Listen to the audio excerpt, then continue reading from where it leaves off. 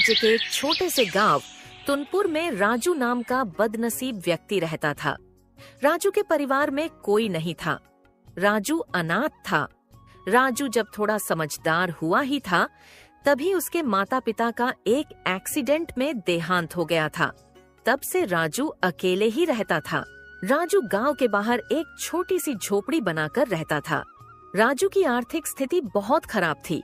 वो बहुत गरीब था। राजू किसी तरह दूसरों के खेतों में काम कर अपना पेट पालता था। राजू ने बचपन से बहुत परेशानियां देखी थी, परंतु उसने कभी अपने नसीब को नहीं कोसा था। राजू हमेशा सिर्फ एक ही चीज सोचता था कि आज उसकी नसीब भले उसका साथ ना दे रही हो, पर उसको भरोसा था कि अगर वो मेहनत करता रहेगा तो एक न एक दिन उसकी नसीब भी बदल जाएंगी और उसके तकदीर का दरवाजा भी खुल जाएगा। एक दिन इसी तरह राजू श्यामलाल जमींदार के खेत पर काम कर रहा था और श्यामलाल पास ही के पेड़ के नीचे बैठा हुआ था। राजू अपने काम में मस्त होता है, तभी राजू को श्यामलाल के रोने की आवाज आती है। श्यामलाल को रोता देख राजू फौरन उसके पास जाता है। क्या हुआ मालिक? आप क्यों रो रहे हो? कुछ हुआ है क्या? मुझे बताइए, शायद मैं कुछ आपकी मदद कर सकूं। राजू से इस तरह मदद के लिए सुन श्यामलाल थोड़ा भड़क जाता है।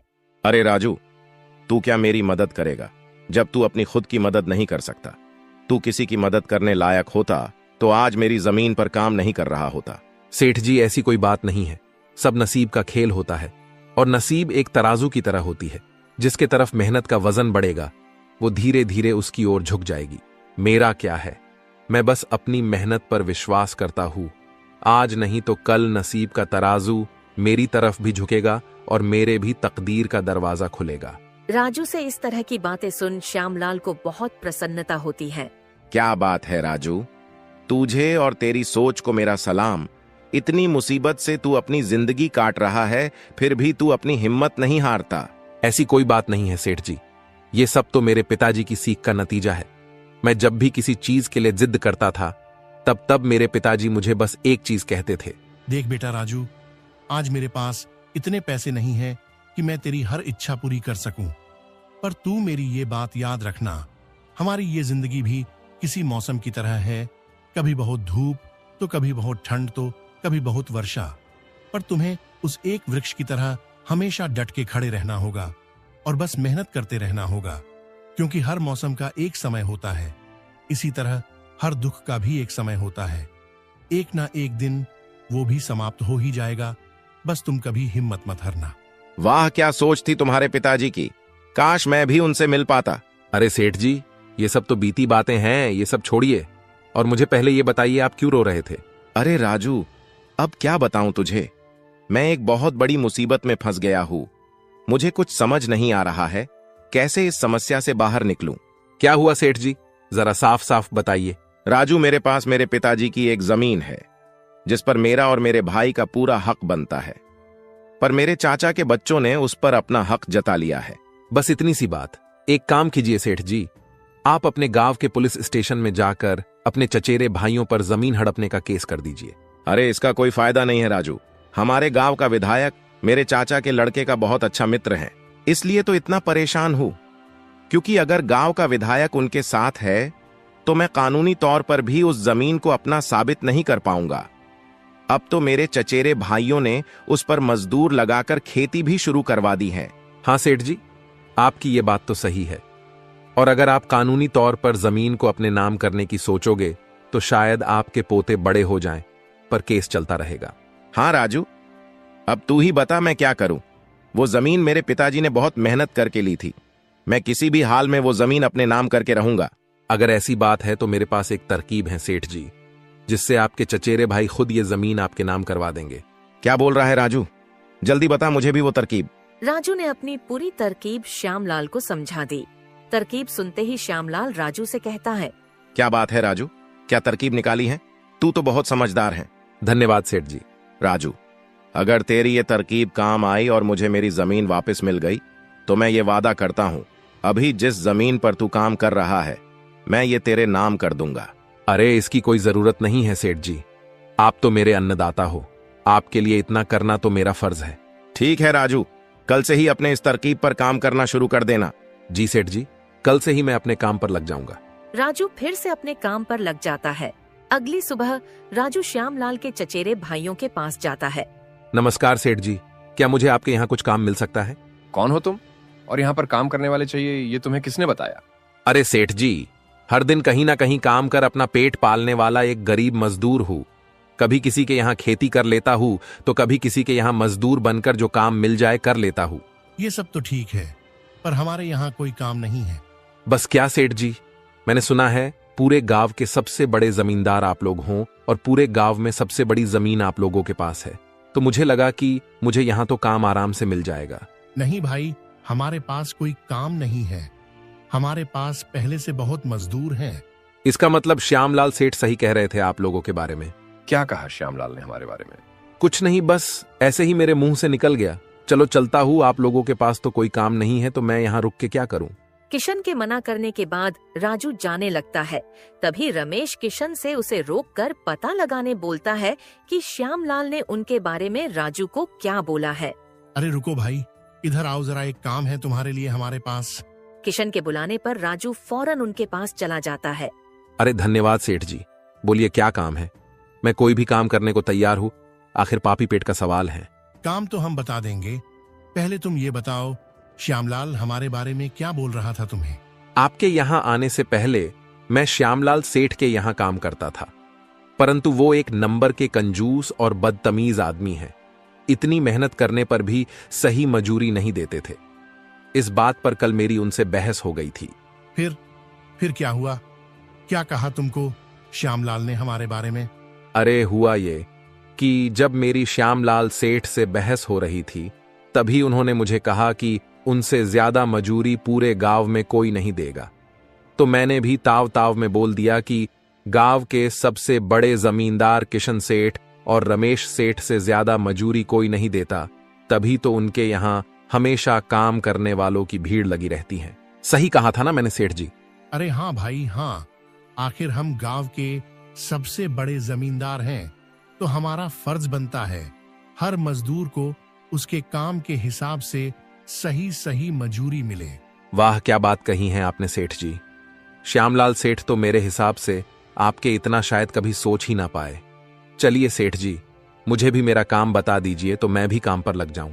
किशन और रमेश दोनों भी राजू की चिकनी चुपड़ी बातों में आ जाते हैं और उसे अपने यहाँ खेतों में काम करने का काम दे देते हैं। किशन के कहते ही राजू उनके खेतों में काम करना शुरू भी कर देता है। इसी तरह कुछ दिनों तक राजू किशन और रमेश के खेतों पर काम करता है। राजू बाकी मजदूरों से ज्यादा काम करता था। वो समय से पहले आ जाता और काम पर लग जाता और सब लोगों के जाने के बाद ही जाता।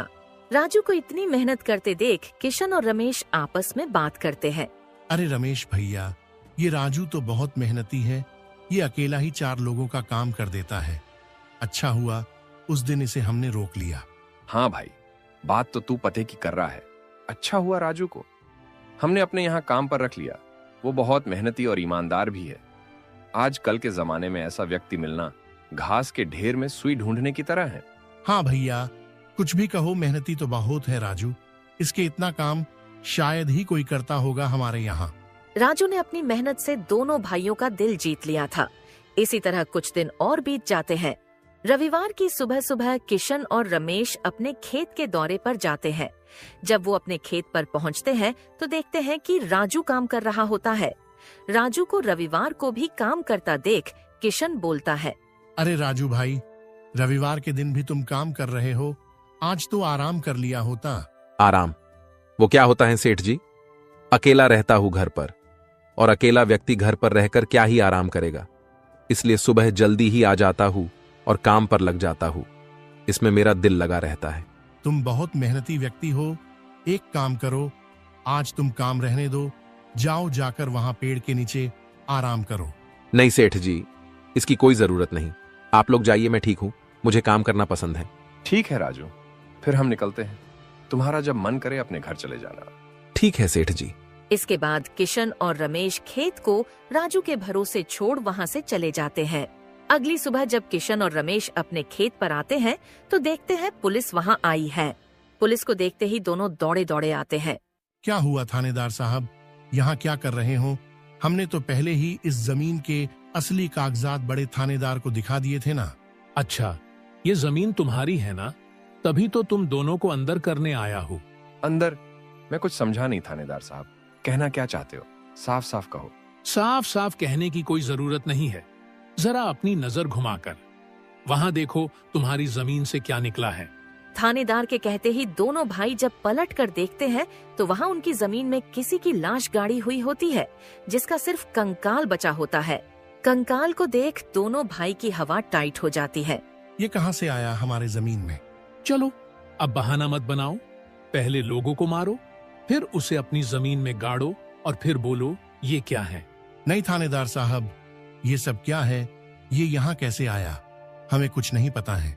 चलो अब झूठ मत बोलो, तुम दोनों तो अब गए। अगर फांसी नहीं हुई तो कम से कम उम्र कैद की सजा तो पक्की होगी। फांसी और उम्र कैद सुन दोनों भाई डर जाते हैं और थानेदार के सामने गिड़गिड़ाने लगते हैं। नहीं थानेदार साहब, हमने कुछ नहीं किया। ये सब कहाँ से आया इस जमीन में हमें नहीं पता। वाह क्या बात है, तुम्हारी जमीन से कंकाल निकलते ही हमारी जमीन से इस जमीन पर आ गए। इस मामले से बचने के लिए दोनों भाई कुछ तरकीब लगाने की सोचते हैं। तभी वहाँ राजू आ जाता है। अरे सेठ जी, ये पुलिस क्यों आई है? कुछ हुआ है क्या? हाँ राजू, देखो पता नहीं कहाँ से हमारे जमीन में ये कंकाल आ गया है। राजू कंकाल का नाम सुनते ही चौंक कर बोलता है। क्या कंकाल? ये कहाँ से आ गया? ये तो बहुत बड़ी मुसीबत में आ गए आप दोनों मालिक। हाँ राजू, अब तू ही कुछ तरकीब बता जिससे हम इससे बाहर आ सके। तीनों को खुसुर पुसुर करता देख थानेदार कहता है, चलो अब कोई तरकीब मत बनाओ, दोनों में से एक भाई तो पक्का जाने वाला है जेल में। अब तुम दोनों ही फैसला करो कौन जाएगा। थानेदार साहब, हमें बस 5 मिनट दीजिए, अभी हम फैसला करके आते हैं कौन जाएगा जेल। ठीक है, जल्दी जल्दी तय करो, किसको लेके जाऊं मैं जेल। ठीक है थानेदार साहब। राजू किशन और रमेश थानेदार से थोड़ी दूरी पर चले जाते हैं। देखो मालिक, दोनों भाइयों के फंसने से अच्छा है कोई एक भाई फंसे। अब आप लोग सोचिए कौन जाएगा जेल। राजू भाई, हम दोनों भी अंदर नहीं जाना चाहते, कोई तरकीब लगाओ भाई जिससे हम दोनों बच जाए। मालिक, एक बात बोलूं, इस कंकाल को देख के तो लगता है काफी महीनों पहले से इसे जमीन में डाला गया होगा। एक तो किशन फांसी की बात सुन बहुत डरा हुआ था और राजू से ये सुनते ही किशन डर के फटाफट पूरी कहानी राजू को बता देता है। देखो राजू भाई, सच्ची सच्ची कहूँ, ये जमीन तो हमने बस महीने पहले ही हड़पी थी अपने चचेरे भाई श्यामलाल से। किशन से हड़पने की बात सुन राजू ऐसा बर्ताव करता है जैसे उसे कुछ पता नहीं है इस बारे में। क्या कहा मालिक? हड़प्पी थी जमीन? मैं कुछ समझा नहीं, जरा साफ साफ बताइए। किशन जमीन हड़पने वाली पूरी कहानी राजू को बता देता है। किशन से पूरी कहानी मुंह जबानी सुनते ही राजू कहता है, मालिक, मेरे पास एक तरकीब है जिससे सांप भी मर जाएगा और लाठी भी नहीं टूटेगी। बताओ राजू भाई, जल्दी बताओ। तरकीब बताने से पहले आप मुझे ये बताओ, आपके लिए ये जमीन प्यारी है या आप दोनों की जान? इसमें कोई कहने की बात थोड़ी है राजू, हमें जमीन से ज्यादा हमारी जान प्यारी है। तो एक काम कीजिए मालिक, आप सबसे पहले जाकर थानेदार को बोल दीजिए ये जमीन श्यामलाल सेठ की है। थानेदार को बोलना हमने तो बस 1 महीना पहले ही ये जमीन उनसे बस काम करने के लिए ली है, बाकी का मैं संभाल लूंगा। अरे राजू, पर इससे तो हमारी जमीन हमसे छीन जाएगी, उसका क्या? नहीं मालिक, आप शायद मेरी तरकीब अब तक समझे नहीं। आप जब ये थानेदार को बोलोगे ये जमीन श्यामलाल सेठ की है तो पुलिस किसको पकड़ेगी? श्यामलाल सेठ को, और श्यामलाल सेठ के अंदर जाते ही ये जमीन फिर से आप लोग हड़प लेना, समझे? इससे आप लोग भी बच जाओगे और जमीन भी आपकी रहेगी। राजू की तरकीब सुन दोनों भाई दंग रह जाते हैं। वाह राजू भाई, तुम तो बहुत दिमाग वाले हो। आज तक तो तुमने हमें अपने बल से प्रसन्न किया था, आज तुम्हारी बुद्धि हमारी जान भी बचाएगी। राजू की तरकीब सुन तीनों थानेदार के पास जाते हैं और थानेदार को सब वैसे ही बोलते हैं जैसे राजू ने उन्हें कहा था। थानेदार साहब, ये जमीन हमारी नहीं है, हमने तो बस काम करने के लिए ये जमीन हमारे चचेरे भाई श्यामलाल से ली थी। वाह, जब तुम खुद फंस गए हो तो अब किसी और को फंसाकर अपने आप को बचाना चाहते हो। नहीं साहब, आपको विश्वास नहीं हो रहा तो राजू से पूछ लीजिए, ये हमारे पास बस अभी काम कर रहा है, इसके पहले ये श्यामलाल के पास काम करता था। बोलो राजू, ये जमीन किसकी है? हाँ थानेदार साहब, ये जमीन श्यामलाल सेठ की है। किशन सेठ और रमेश सेठ ने तो बस कुछ ही समय से इस जमीन पर काम कराना शुरू किया है। राजू से ये सब सुनने के बाद थानेदार राजू को श्यामलाल को बुलाने बोलता है। ठीक है, अगर ऐसी बात है तो एक काम करो राजू, जाओ और श्यामलाल को बुलाकर लाओ। राजू फौरन जाकर श्यामलाल को बुला लाता है, पर श्यामलाल अपने साथ पूरे जिले के एसीपी साहब को लाता है। सलाम सर जी, आप यहाँ? हाँ, बस यहाँ पास से गुजर रहा था तो भीड़ देख यहाँ चला आया। बोलो यहाँ क्या चल रहा है? देखिए सर जी, इन दोनों के जमीन से ये कंकाल निकला है और अब ये लोग बोल रहे हैं कि यह जमीन श्यामलाल की है। थानेदार ने पूरी कहानी एसीपी को बता दी और इन सब में अपने आप को फंसता देख किशन एसीपी को बोलता है। नहीं सर जी, ये जमीन हमारी नहीं है। हम बस कुछ समय से यहाँ काम करा रहे हैं। आप हमारे पास काम कर रहे मजदूर राजू से पूछ लीजिए। हाँ साहब, ये जमीन श्यामलाल सेठ की है। मैं कैसे मान लूं कि यह जमीन श्यामलाल की है? मेरे यहाँ का थानेदार तो कह रहा था इस जमीन पर केस चल रहा है और ये जमीन शायद तुम्हारे हवाले हुई है, और अब तुम बोल रहे हो ये जमीन श्यामलाल की है। नहीं साहब, हम बस इस जमीन को हड़पने की साजिश कर रहे थे, पर अब हमें नहीं चाहिए ये जमीन। अगर आपको चाहिए तो हम वो केस भी वापस ले लेंगे। थानेदार, एक काम करो, तुम जाओ, आगे का मैं संभाल लूंगा। एसीपी के कहते ही थानेदार वहाँ से चला जाता है। चलो अब श्यामलाल तुम बताओ, ये कंकाल यहाँ कहाँ से आया? तुमने किसको मार के यहाँ डाला है? अरे साहब, ये तो नकली कंकाल है। ये सब तो हमारा प्लान था इन दोनों के मुंह से सच्चाई सुनने के लिए। श्यामलाल से यह सुनते ही दोनों भाइयों के पैरों के नीचे से जैसे जमीन ही खिसक जाती है।